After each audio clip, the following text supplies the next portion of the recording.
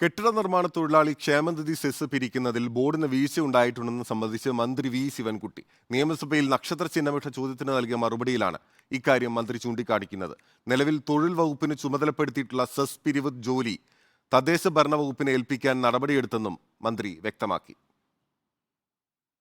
സംസ്ഥാനത്ത് കെട്ടിട നിർമ്മാണ തൊഴിലാളി ക്ഷേമനിധി അംഗങ്ങൾക്കുള്ള പെൻഷൻ അടക്കമുള്ള ആനുകൂല്യങ്ങൾ കുടിശ്ശികയായിട്ട് 1 വർഷത്തിലേറെയായി.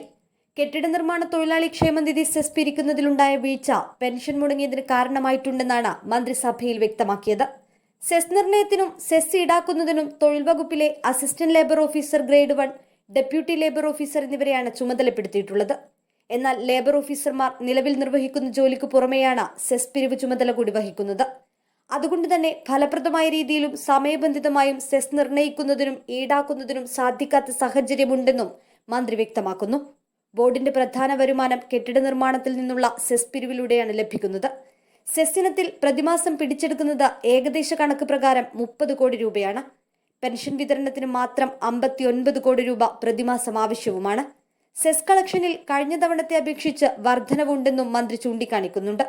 സെസ് പിരിവ് പൂർണ്ണതോതിൽ സമാഹരിക്കാൻ നിലവിൽ ലേബർ ഓഫീസർമാർ ചെയ്യുന്ന ജോലി തദ്ദേശ സ്വയംഭരണ വകുപ്പിനെ ഏൽപ്പിക്കുന്നതിനുള്ള നടപടികൾ നടന്നുവരികയാണെന്നും മന്ത്രി വ്യക്തമാക്കി. Reporter Sunisha Illoor, in reporter, Thiruvananthapuram.